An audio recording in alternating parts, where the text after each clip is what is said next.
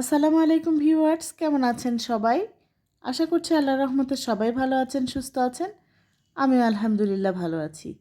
আজকে রান্না করতে গিয়ে কী হলো আমার সাথে, সেটাই আপনাদের সাথে শেয়ার করব। আশা করছি শেষ পর্যন্ত আমার সাথেই থাকবেন। তো এখানে আমি হলুদ, লবণ, মরিচের গুঁড়া দিয়ে মেখে নিয়েছি 5 পিস মাছ। তো মাছগুলো এখন ভালোভাবে ভেজে নেব।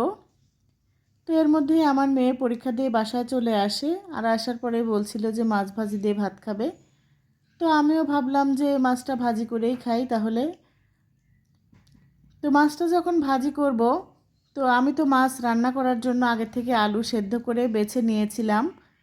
তো তাহলে আলুগুলো কি দিয়ে রান্না করব, এই কারণে একটা ডিম ভেজে নিলাম।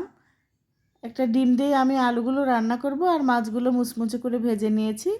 আমরা পরিবারের 5 জন সদস্য, সবাই মিলে এক পিস এক পিস করে খাবো। তো মাঝে মধ্যে কি আপনাদের সাথে এরকম হয়, রান্না করতে গেলাম মাছ দিয়ে আলু ঘন্ট, আর খাওয়া হয়ে গেল মাছগুলো, শেষে আমাকে রান্না করতে হলো ডিম দিয়ে।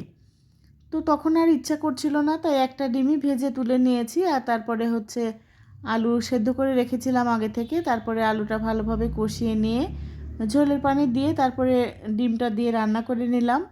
এভাবে ডিম আলু রান্না করলে অবশ্য খেতে ভালো লাগে। তো মাঝে মাঝে এই রান্নাটাও আমি করি, আমার বাচ্চারাও অনেক পছন্দ করে, রুটি দিয়ে খেতেও ভালো লাগে এই তরকারিটা।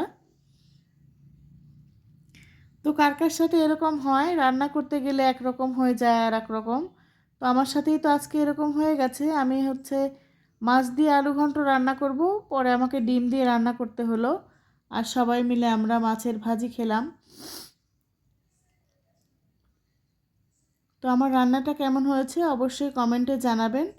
আর সবাই ভালো থাকবেন, সুস্থ থাকবেন, আল্লাহ সবাইকে ভালো রাখুন, আমার জন্য দোয়া করবেন। আজ এখানেই রাখছি।